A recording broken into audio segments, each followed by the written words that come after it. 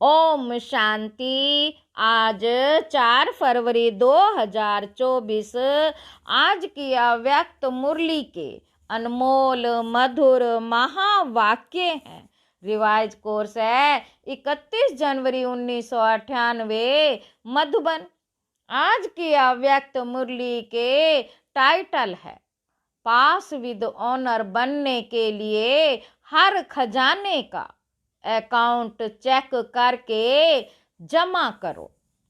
आज बाप दादा हर एक छोटे बड़े चारों ओर के देश विदेश के बच्चों का भाग्य देख हर्षित हो रहे हैं।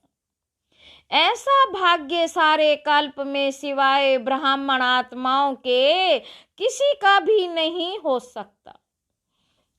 देवताएं भी ब्राह्मण जीवन को श्रेष्ठ मानते हैं। हर एक अपने जीवन के आदि से देखो कि हमारा भाग्य जन्मते ही कितना श्रेष्ठ है। जीवन में जन्मते ही माँ बाप की पालना का भाग्य मिलता है। उसके बाद पढ़ाई का भाग्य मिलता है। उसके आगे गुरु द्वारा मत व वरदान मिलता है। आप बच्चों को पालना, पढ़ाई और श्रीमत, पालना, पढ़ाई और श्रीमत वरदान देने वाला कौन? परम आत्मा द्वारा यह तीनों ही प्राप्त हैं। पालना देखो, परमात्म पालना कितने थोड़े कोटों में से कोई को मिलती है। परमात्म शिक्षक की पढ़ाई आपके सिवाय किसी को भी नहीं मिलती है। सतगुरु द्वारा श्रीमत वरदान आपको ही प्राप्त है, तो अपने भाग्य को अच्छी तरह से जानते हो। बाबा पूछ रहे हैं, अपने भाग्य को अच्छी तरह से जानते हो? भाग्य को स्मृति में रखते हुए झूलते रहते हो, गीत गाते रहते हो, वह मेरा भाग्य। अमृत वेले से लेकर जब उठते हो तो परमात्म प्यार में लवलीन होके उठते हो। परमात्म प्यार उठाता है। दिनचर्या की आदि परमात्म प्यार होता है। प्यार नहीं होता तो उठ नहीं सकते। बाबा कहते प्यार नहीं होता तो उठ नहीं सकते। प्यार ही आपके समय की घंटी है। प्यार की घंटी आपको उठाती है। सारे दिन में परमात्मा साथ हर कार्य कराता है। कितना बड़ा भाग्य है। बाबा कहते कितना बड़ा भाग्य है जो स्वयं बाप अपना परम धाम छोड़कर, बाप अपना परम धाम छोड़कर आपको शिक्षा देने के लिए आते हैं। ऐसे कभी सुना कि भगवान रोज अपने धाम को छोड़ पढ़ाने के लिए आते हैं? आत्माएं चाहे कितना भी दूर दूर से आए, परम धाम से दूर और कोई देश नहीं है कोई देश? बाबा पूछ रहे हैं, परम धाम से दूर और कोई देश नहीं है कोई देश? अमेरिका, अफ्रीका दूर है। परम धाम ऊंचे ते ऊंचा धाम है। ऊंचे ते ऊंचे धाम से ऊंचे ते ऊंचे भगवान ऊंचे ते ऊंचे बच्चों को पढ़ाने आते हैं। ऐसा भाग्य अपना अनुभव करते हो? बाबा कह रहे हैं, ऐसा भाग्य अपना अनुभव करते हो? सतयुग के रूप में हर कार्य के लिए श्रीमत भी देते और साथ भी देते हैं। सिर्फ मत नहीं देते, साथ भी देते हैं। आप क्या गीत गाते हो? बाबा कहते आप क्या गीत गाते हो? मेरे साथ साथ हो कि दूर हो? साथ है ना। बाबा कहते साथ है ना, अगर सुनते हो तो परमात्मा टीचर से, अगर खाते भी हो तो बाप दादा के साथ खाते हो, अकेले खाते हो तो आपकी गलती है। बाप तो कहते हैं मेरे साथ खाओ, आप बच्चों का भी वायदा है, साथ रहेंगे, साथ खाएंगे, साथ पिएंगे, साथ सोएंगे और साथ चलेंगे। सोना भी अकेले नहीं है, अकेले सोते हैं तो बुरे स्वप्न व बुरे ख्यालात स्वप्न में भी आते हैं, लेकिन बाप का इतना प्यार है जो सदा कहते हैं मेरे साथ सो, अकेले नहीं सो। तो उठते हो तो भी तो साथ, सोते हो तो भी साथ, खाते हो तो भी साथ, चलते हो तो भी साथ। अगर दफ्तर में जाते हो, बिजनेस करते हो तो भी बिजनेस के आप ट्रस्टी हो, लेकिन मालिक बाप है। दफ्तर में जाते हो तो आप जानते हो कि हमारा डायरेक्टर बॉस बाप दादा है, यह निमित्त मात्र है, उनके डायरेक्शन से काम करते हैं। कभी उदास हो जाते हो तो बाप फ्रेंड बनकर बहलाते हैं, बाप फ्रेंड बनकर बहलाते हैं, फ्रेंड भी बन जाता है। कभी प्रेम में रोते हो, आंसू आते हैं तो बाप पोंछने के लिए भी आते हैं, और आपके आंसू दिल की डिब्बी में मोती समान समा देते हैं। अगर कभी कभी नटखट होके रूठ भी जाते हो, रूसते भी हो, बहुत मीठा मीठा, लेकिन बाप रूठे हुए को भी मनाने आते हैं। बच्चे कोई बात नहीं, आगे बढ़ो, जो कुछ हुआ बीत गया भूल जाओ, बीती सो बीती करो, ऐसे मनाते भी हैं तो हर दिनचर्या किसके साथ है? बाप दादा के साथ। बाप दादा को कभी कभी बच्चों की बातों पर हंसी भी आती है, जब कहते हैं बाबा आप भूल जाते हो। एक तरफ तो कहते हैं कंबाइंड है, कंबाइंड कभी भूलता है क्या? बाबा कहते कंबाइंड कभी भूलता है क्या? जब साथ साथ हैं तो साथ वाला भूल सकता है क्या? तो बाबा कहते शाबाश, बच्चों में इतनी ताकत है जो कंबाइंड को भी अलग कर देते हैं। है कंबाइंड, और थोड़ा सा माया कंबाइंड को भी अलग कर देती है। बाप दादा बच्चों का खेल देखते यही कहते हैं, बच्चे अपने भाग्य को सदा स्मृति में रखो। होता क्या है, सोचते हो हाँ मेरा भाग्य बहुत ऊंचा है, लेकिन सोचना स्वरूप बनते हो, स्मृति स्वरूप नहीं बनते हो। सोचते बहुत अच्छा हो, मैं तो यह हूँ, मैं तो यह हूँ, मैं तो ये हूँ, सुनते भी बहुत अच्छा हो, लेकिन जो सोचते हो, जो कहते हो, उसका स्वरूप बन जाओ।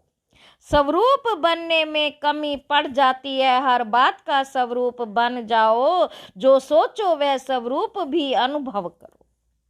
सबसे बड़े ते बड़ा है अनुभवी मूर्त बनना, सबसे बड़े ते बड़ा है अनुभवी मूर्त बनना।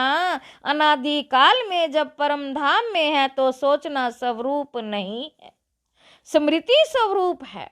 मैं आत्मा हूँ, मैं आत्मा हूँ, यह भी सोचने का नहीं है, स्वरूप ही है। आदि काल में भी इस समय के पुरुषार्थ का प्रारब्ध स्वरूप है, सोचना नहीं पड़ता है मैं देवता हूँ, मैं देवता हूँ, स्वरूप हूँ। तो जब अनादि काल आदि काल में स्वरूप है तो अब भी अंत में स्वरूप बनो।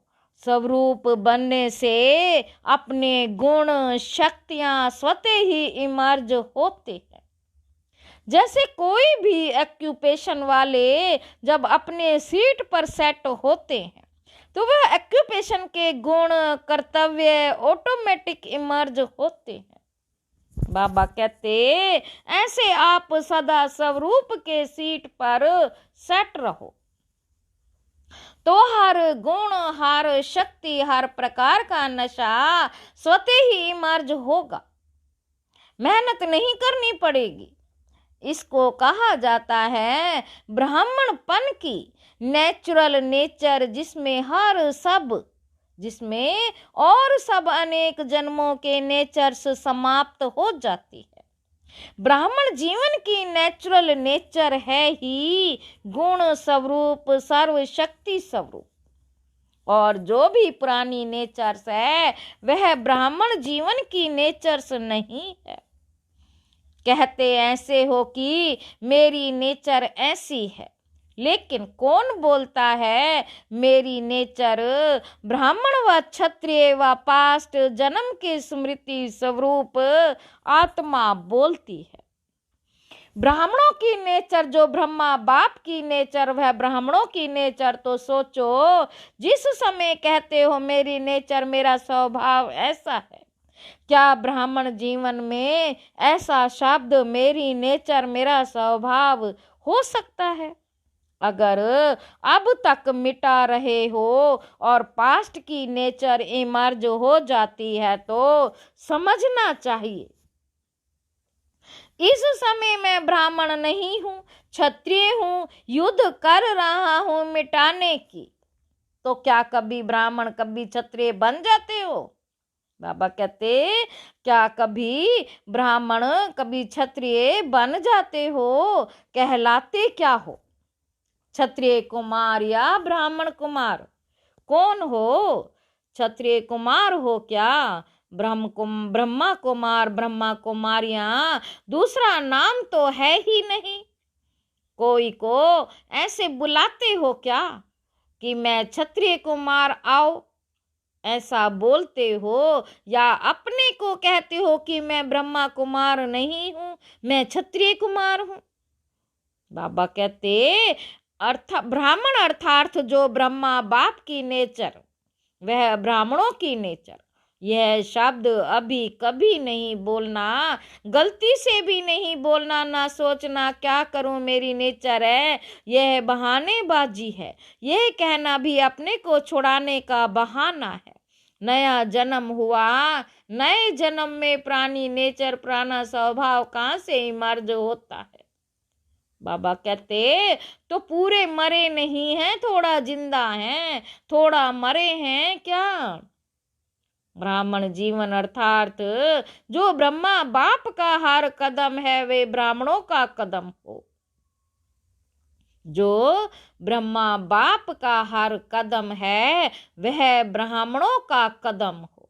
तो बाप दादा भाग्य को भी देख रहे हैं और इतना श्रेष्ठ भाग्य, उस भाग्य के आगे यह बोल अच्छा नहीं होता। इस बारी मुक्ति वर्ष मना रहे हो ना? बाबा पूछ रहे हैं इस बारी मुक्ति वर्ष मना रहे हो ना? क्या क्लास कराते हो? मुक्ति वर्ष है तो मुक्ति वर्ष है या 99 में आना है या 98 का वर्ष मुक्ति वर्ष है। जो समझते हैं यही वर्ष मुक्ति वर्ष है वह हाथ हिलाओ। देखो, हाथ हिलाना बहुत सहज है। होता क्या है, वायुमंडल में बैठे हो ना, खुशी में झूम रहे हो तो हाथ हिला देते हो, लेकिन दिल से हाथ हिलाओ, प्रतिज्ञा करो कुछ भी चला जाए लेकिन प्रतिज्ञा मुक्ति वर्ष की ना जाए। प्रतिज्ञा मुक्ति वर्ष की ना जाए, ऐसी पक्की प्रतिज्ञा है। देखो, संभाल के हाथ उठाओ। इस टीवी में आवे या ना आवे, बाप दादा के पास तो आपका चित्र निकल रहा है। तो ऐसे ऐसे कमजोर बोल से भी मुक्ति, बोल ऐसे मधुरों बाप समानो सदा हर आत्मा के प्रति शुभ भावना के बोलो, इसको कहा जाता है युक्ति युक्त बोल। साधारण बोल भी चलते फिरते होना नहीं चाहिए। कोई भी अचानक आ जाए तो ऐसा ही अनुभव करें कि ये बोल है या मोती। शुभ भावना के बोल हीरे मोती समान है, क्योंकि बाप दादा ने कई बार ये इशारा दे दिया है कि इस समय प्रमाण अभी थोड़ा सा समय है सर्व खजाने जमा करने का। अगर इस समय में समय का खजाना, संकल्प का खजाना, बोल का खजाना, ज्ञान धन का खजाना, योग की शक्तियों का खजाना, दिव्य जीवन के सर्व गुणों का खजाना जमा नहीं किया तो फिर ऐसा जमा करने का समय मिलना सहज नहीं होगा। बाबा कहते फिर ऐसा जमा करने का समय मिलना सहज नहीं होगा। सारे दिन में अपने इन एक एक खजाने का अकाउंट चेक करो। जैसे स्थूल धन का अकाउंट चेक करते हो ना, इतना जमा है, ऐसे हर खजाने का अकाउंट जमा करो, चेक करो। सर्व खजाने चाहिए। अगर पास विद ऑनर बनने चाहते हो तो हर खजाने का जमा खाता इतना ही भरपूर चाहिए जो 21 जन्म जमा हुए खाते से प्रारब्ध भोग सको। अभी समय के टूलेट की घंटी नहीं बजी है, लेकिन बजने वाली है। दिन और डेट नहीं बताएंगे, अचानक ही आउट होगा टूलेट। फिर क्या करेंगे? उस समय जमा करेंगे, कितना भी चाहो समय नहीं मिलेगा। इसलिए बाप दादा कई बार इशारा दे रहा है, जमा करो, जमा करो, जमा करो, क्योंकि आपका अभी भी टाइटल है सर्वशक्तिमान, शक्तिवान नहीं, सर्वशक्तिमान। भविष्य में भी है सर्वगुण संपन्न, सिर्फ गुण संपन्न नहीं है। यह सब खजाने जमा करना अर्थात गुण और शक्तियां जमा हो रही है। एक एक खजाने का गुण और शक्ति से संबंध है। जैसे साधारण बोल नहीं तो मधुर भाषी यह गुण है, ऐसे हर एक खजाने का कनेक्शन है। बाप दादा का बच्चों से प्यार है, इसलिए फिर भी बार बार इशारा दे रहे हैं, क्योंकि आज की सभा में सब वैरायटी है। छोटे बच्चे भी हैं, टीचर्स भी हैं, क्योंकि टीचर्स ही तो समर्पण हुई है। कुमारियां भी हैं, प्रवृत्ति वाले भी हैं, सब वैरायटी है। अच्छा है, सभी को चांस दिया है, यह बहुत अच्छा है। बच्चों की तो काफी समय से अर्जी थी ना बच्चे, हमको मिलने का चांस कब मिलेगा? तो अच्छा हुआ, सर्व वैरायटी गुलदस्ता बाप के सामने है। अच्छा, बाप दादा के सारे विश्व के निमित्त टीचर्स के प्रति एक शुभ भावना है कि ये वर्ष कोई की भी कोई कंप्लेंट नहीं आनी चाहिए, कंप्लेंट की फाइल खत्म हो जाए। बाप दादा के पास अभी तक बहुत फाइल है, तो इस वर्ष कंप्लेंट के फाइल खत्म, सब फाइन बन जाए। फाइन से भी रिफाइन, फाइन से भी रिफाइन। पसंद है ना? बाबा पूछ रहे हैं, पसंद है ना? कोई कैसा भी हो, उनके साथ चलने की विधि सीखो। कोई क्या भी करता हो, बार बार विघ्न रूप बन सामने आता हो, लेकिन यह विघ्नों में समय लगाना, आखिर यह भी कब तक? इसकी भी समाप्ति समारोह तो होना है ना, तो दूसरे को नहीं देखना। यह ऐसे करता है, मुझे क्या करना है? अगर वह पहाड़ है तो मुझे किनारा करना है, पहाड़ नहीं हटना है, ये बदले तो हम बदलें। यह है पहाड़ हटे तो मैं आगे बढ़ूं, ना पहाड़ हटेगा ना आप मंजिल पर पहुंच सकेंगे। इसलिए अगर उस आत्मा के प्रति शुभ भावना है तो इशारा दिया, और मन बुद्धि से खाली। खुद अपने को उस विघ्न स्वरूप बनने वाले के सोच विचार में नहीं डालो। जब नंबर वार है तो नंबर वार में स्टेज भी नंबर वार होनी ही है। लेकिन हमको नंबर 1 बनना है, ऐसे विघ्न व व्यर्थ संकल्प चलाने वाली आत्माओं के प्रति स्वयं परिवर्तन होकर उनके प्रति शुभ भावना रखते हो। टाइम थोड़ा लगता है, मेहनत थोड़ी लगती है, लेकिन आखिर जो सब परिवर्तन करता है विजय की माला उसी के गले में पड़ती है। शुभ भावना से अगर उसको परिवर्तन कर सकते हो तो करो, नहीं तो इशारा दो, अपनी रिस्पॉन्सिबिलिटी खत्म कर दो और सब परिवर्तन कर आगे उड़ते चलो। यह विघ्न रूप भी सोने का लगाव का धागा है, यह भी उड़ने नहीं देगा। ये बहुत महीन और बहुत सत्यता के पर्दे का धागा है। यही सोचते हैं, यही तो सच्ची बात है ना, यह तो होता है ना, ये तो होना नहीं चाहिए ना। लेकिन कब तक देखते, कब तक रुकते होंगे, कब तक देखते, कब तक रुकते रहेंगे। अब तो स्वयं को महीन धागों से भी मुक्त करो, मुक्ति वर्ष मनाओ। इसलिए बच्चों की जो आशाएं हैं, उमंग है, उत्साह है, इसके सभी फंक्शन मनाकर बाप दादा पूरे कर रहे हैं। लेकिन इस वर्ष का अंतिम फंक्शन मुक्ति वर्ष का फंक्शन हो। फंक्शन में दादियों को सौगात भी देते हो, तो बाप दादा को इस मुक्ति वर्ष के फंक्शन में स्वयं के संपूर्णता की गिफ्ट देना।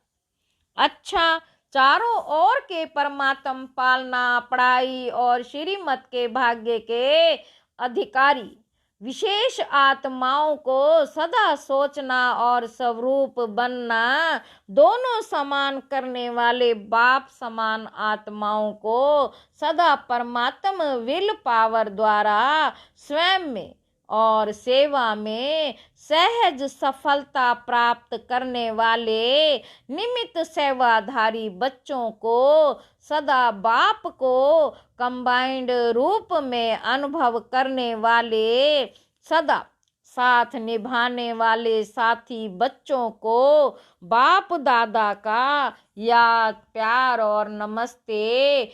हम रूहानी बच्चों का रूहानी बाप दादा को याद, प्यार और नमस्ते बाबा, नमस्ते, शुक्रिया बाबा, शुक्रिया।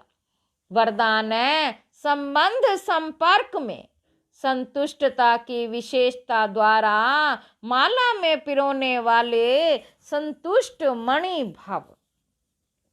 संगम युग संतुष्टता का युग है, जो स्वयं से भी संतुष्ट है और संबंध संपर्क में भी सदा संतुष्ट रहते व संतुष्ट करते हैं, वही माला में पिरोते हैं, क्योंकि माला संबंध से बनती है। अगर दाने का दाने से संपर्क नहीं हो तो माला नहीं बनेगी। इसलिए संतुष्ट मणि बन सदा संतुष्ट रहो और सर्व को संतुष्ट करो। परिवार का अर्थ ही है संतुष्ट रहना और संतुष्ट करना, कोई भी प्रकार की खिटपिट ना हो। स्लोगन है, विघ्नों का काम है आना और आपका काम है विघ्न विनाशक बनना। अच्छा, ओम शांति।